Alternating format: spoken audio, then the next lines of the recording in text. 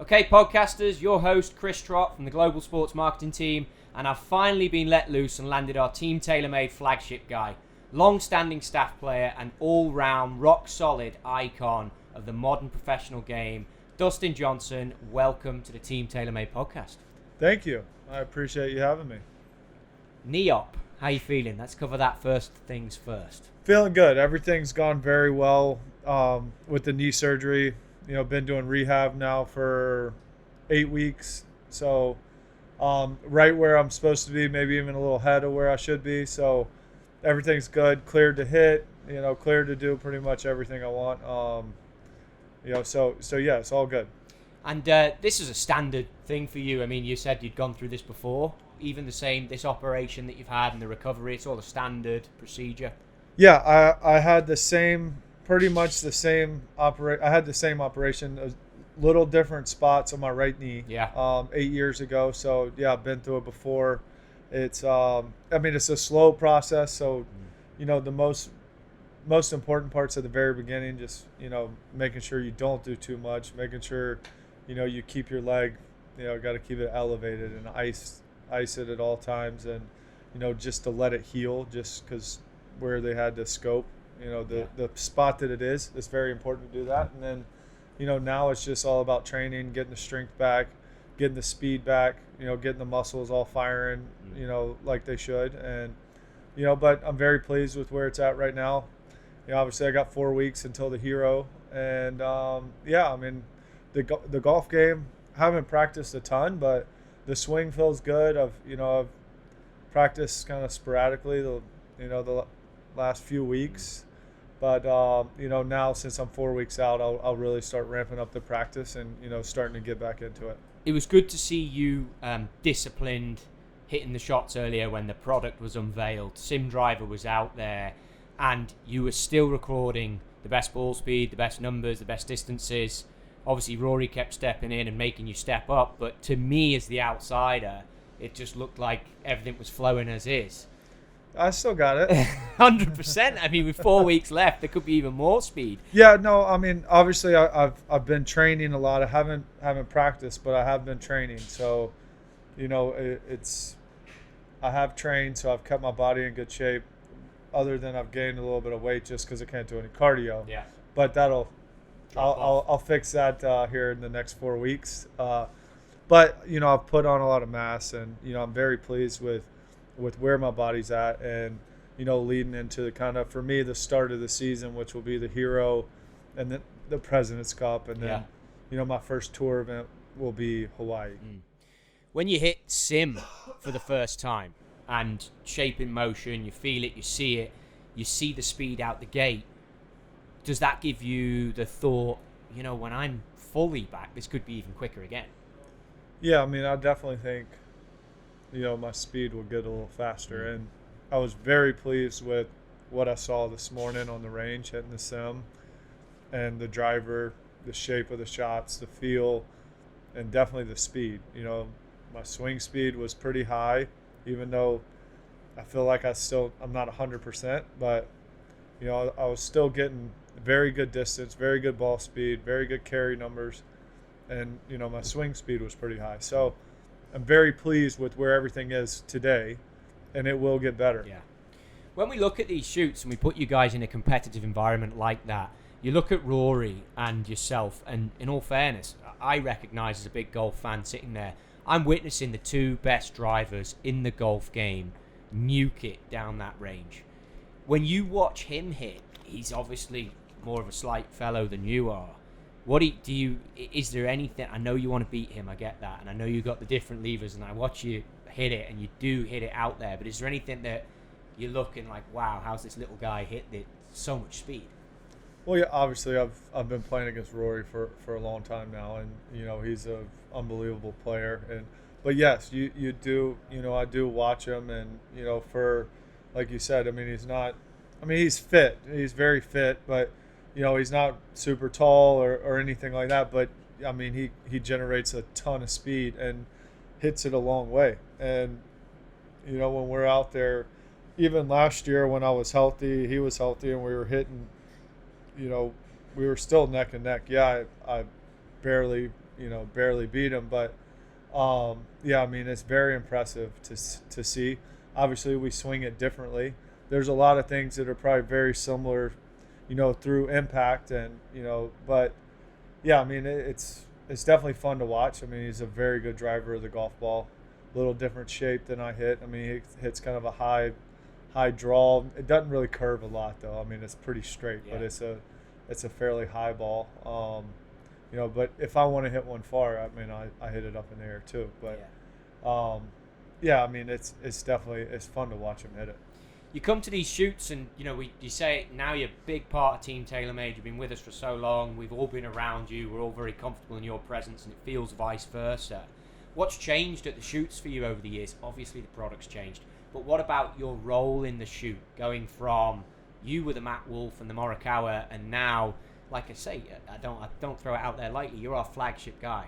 Right. How does that feel coming to a photo shoot? Yeah, I mean, it's definitely, I play a different role, but it's fun to be out here with the younger kids, and obviously they're very talented, very good players.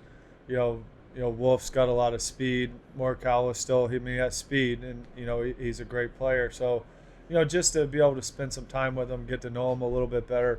Wolf, I've played some golf with out at Sherwood, and I knew him before he was on tour.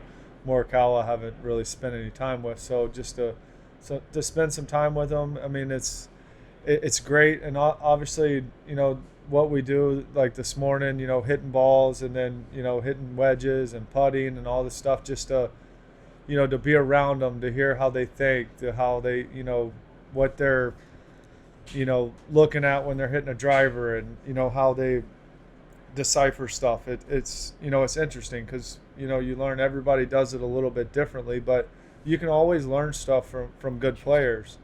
And just listening to them, watching them, how they do things, it's a lot of fun, and I enjoy it. Yeah, it's cool to see you embrace that role. I saw that you're getting on very well with Wolfie, and to see that growing, it's something that could be good. And sadly for a European, it could be something that we could see in a Ryder Cup. So we'll move on. That's not something I want to see. Yeah, well, unfortunately, it's gonna happen. You will see it, and hopefully you don't like it. Yeah, hopefully it's a blue number and not a red. But lately it hasn't been that way. So 2019, another super consistent season, becoming the fourth player to win 12 consecutive years on the PGA Tour, joining Nicholas Palmer, Woods. Amazing names that I throw out there. I run through your year, having a look at it, thinking things that I want to ask you, and 2 second-place finishes, Masters and the PGA, they stand out for me. And I remember watching that PGA and just clutch in the moment, absolute clutch. What do you take from 2019? What do you take from me throwing out like Nicholas Palmer, Woods? You're in there, and then 2019 as a season. It was okay. I'm not very pleased with it. Yes, it was good.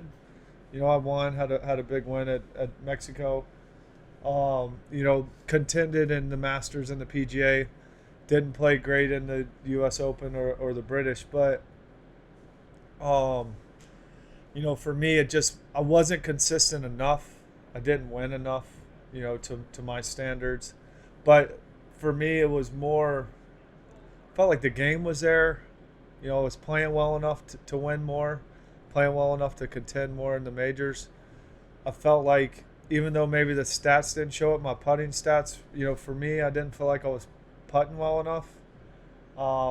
Even though I was working on it very hard, but the more I look back at it, I didn't drive it as well this past year. Obviously, in the tournaments, I was playing well, and I drove it really good. The PGA, I drove it very nicely on a big golf course where the fairways aren't very wide, and you had to hit the fairways there. I felt like I hit a lot of really clutch drives that, I had to hit. But all in all, for a season, I wasn't pleased with my driving. Yeah, I had good days, and I had good tournaments where I was driving it in the fairway, but the shape of the shots weren't to my liking. I wasn't hitting it consistently enough. And, when I don't feel like I'm driving it well, then obviously eventually it gets frustrating, and it starts to wear off into the rest of my game, and it puts more pressure on the rest of your game, whether it's on the putter or the wedges or the irons. So for me, it was a bit of struggle. It was a bit frustrating, all year. Augusta on the weekend, I played unbelievable. I hit so many good putts, and it was like nothing would go in. So it was a little bit frustrating. Same at the PGA, sitting there on 16, I hit a great drive, I hit a great second shot, I hit a great chip shot, I hit a great putt, and made an easy 5. And I feel like I hit 4 really good shots and I make a 5. It was just things like that were really frustrating. Where, if I parred that hole, I put a lot more pressure on Brooks coming down the stretch, and probably going to a playoff. But it was just little things that throughout the year that I felt like I wasn't really sharp all year. But we're talking 1 or 2 or 5 shots throughout a season had been different, and the outcome would be different, and you've still had a stellar season. Yeah. So how do you change for next year? Is it all in the driver? Look, if I get just a few things mentally so my driver's good, I'm ready to go. For me, a lot of it starts with the driver, because obviously you hit the driver. For me, I mean, I hit a lot of drivers, whether short, long course, I'm still hitting the driver a lot. But if that's going correctly, if I'm not manipulating, then it works down through the game. Where this year it wasn't more the driver, I felt like I was manipulating the driver swing. So when I was driving it really good, my irons weren't as sharp. Yeah. When I was hitting my irons really well, my driver wasn't as sharp. So there was a disconnect somewhere in there, and that was the reason that I was a little more frustrated this year, and I don't feel like I was as good as I should have been. So Bucky Coe is a good player, works for TaylorMade and R&D. We had him on the podcast last season, and he was in Memphis, and he said one of the key guys to speak to is you. He likes to talk to you specifically about paint lines, and he comes to you to get feedback on that. How do you think we did on the paint lines on the sim? It's very good. Very, very straight. I feel like we've had some really good ones, and we've had some that have not been good. And last year I struggled with the paint line, and now that's a big deal for me. The driver was great, but when it doesn't sit, you can't get comfy. Right. And so it was, I understand why they do stuff, and they explain it to me, and and so I get it. But so we worked in the later part of the year. Obviously it was way later in the year, but worked on on some paint lines, even just with a marker on the club, and it helped. But at that point it was I had a couple tournaments left, and so paint line for me is very important, which I think the look of a club is important to everyone. If it doesn't look good to you, doesn't matter how it performs, you're still going to struggle with it. How important is the history with a golf club? Because the fairway woods have got V-steel in them, and I believe as an amateur you played a V-steel. Am I right in that? I did. I played it in college. Good. My research still works for me. Yep. But V-steel, going through the turf, the interaction, was that something you were happy to see back in there?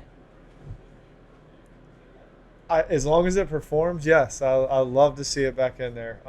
So I feel like obviously our company is the best company in golf, and we always have the best woods. Yeah. And everyone makes pretty good irons, but I feel like we always have the best drivers, fairway woods of any company out there, and so I've always been very pleased with that. And hitting the woods this morning on the range, I was very happy with the 3 wood, the 5 wood.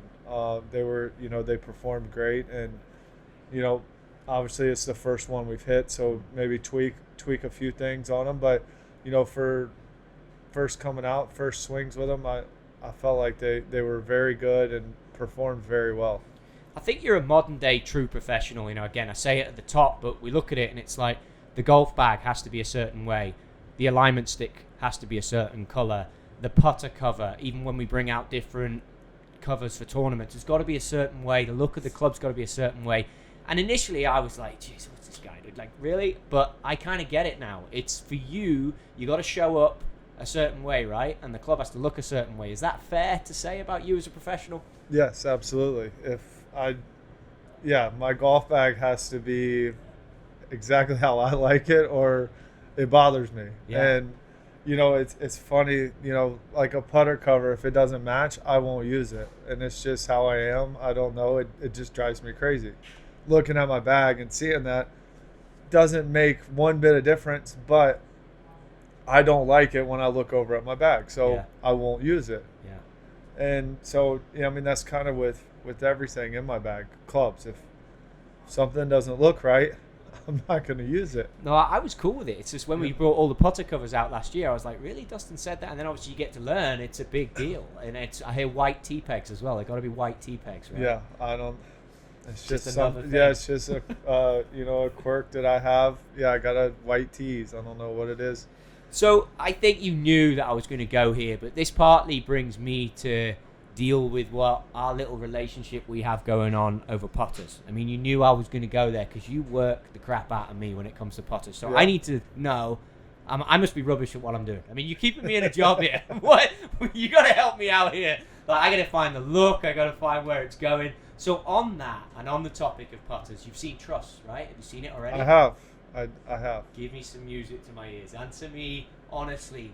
How do you think? What do you think of the look? It's a blade now, if you want to go there. Right. No, I obviously, when you first pull it out, you're like, okay, this looks kind of funky. But when you start getting into the technology and the reason for it, it makes a lot of sense. And then when you start putting with it, you can feel it, and you can see that, yes, it's a lot more stable than a normal blade, but it still has roughly the same look. You can't see the actual truss or whatever it is when you're looking down at it, and the performance of it's been great. Obviously, I maybe hit 10 putts with each one, but I can see how it works, and I can tell the difference. And I think it's a very good, different approach to a putter, where you can keep the same look, but then you still get some technology behind it. So I think it's going to work very good in the golf world. Are you going to keep you busy with that? Probably. Definitely. Don't I usually? 100%. But hopefully my goal this year is to start the year with a putter and finish the year with it. Unless someone steals it. If it's not the one I want you in, I'll probably steal it. So, is there anything, though, in the psyche? Putting, people can get stale as well. Is there anything in there that, like, it's nice to change it up? Well, so I like to try stuff. I do. I like, when we have new stuff or new putters or what, I love trying them. And sometimes it's good to look at something different for a little bit, but generally I go back to everything that was in my bag originally. But I still like to, I'm still a golf nerd.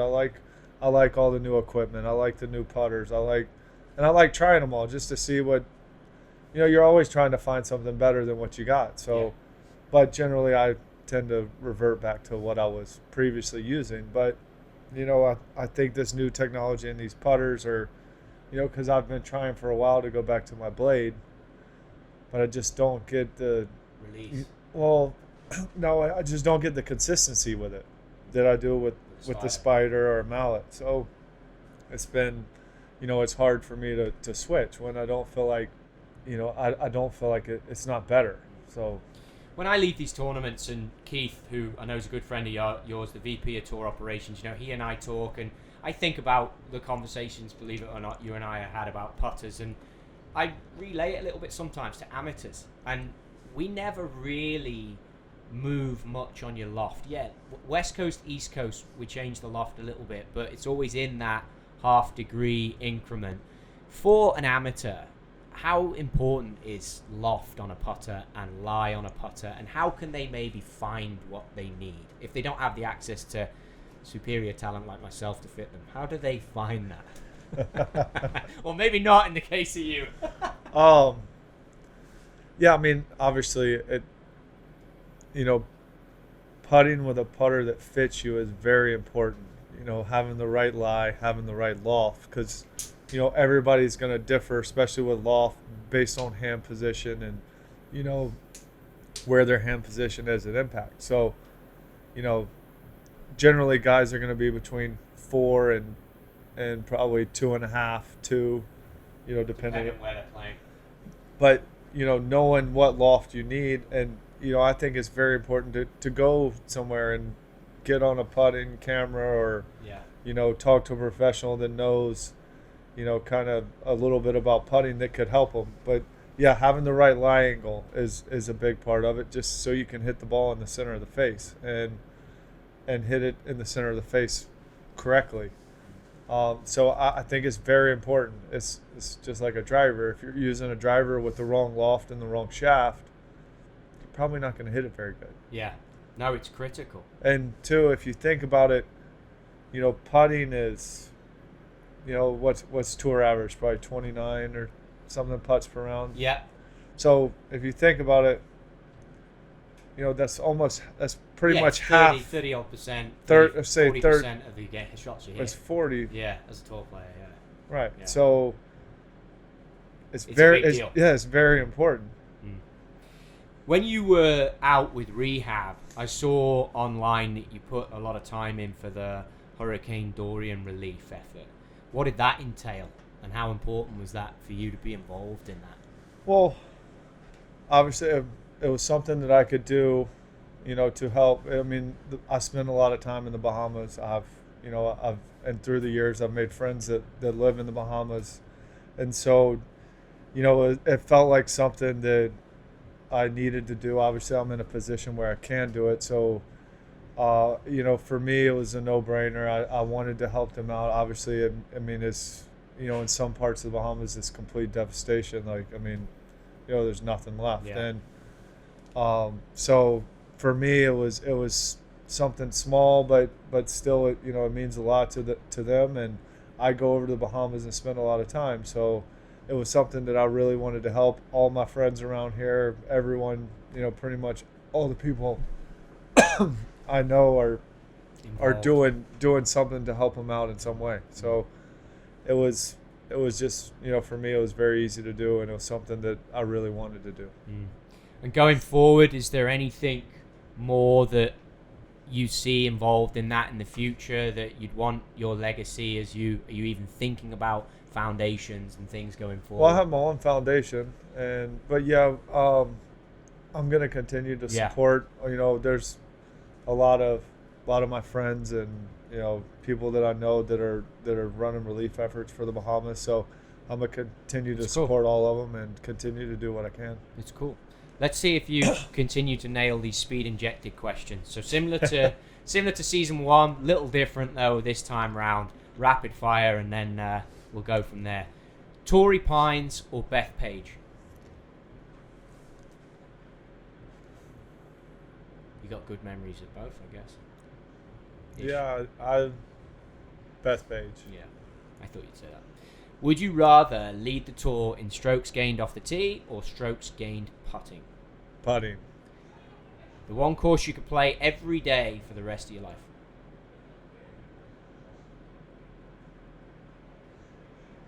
Baker's Bay. LeBron or Kawhi? LeBron. Window or aisle seat? I guess it's been a while. You can sit right in the middle, can't you? The way you fly. Window. Number of career hole-in-ones? On tour? Career. I'd give you amateur before. And practice. 13. Jeez. Good effort.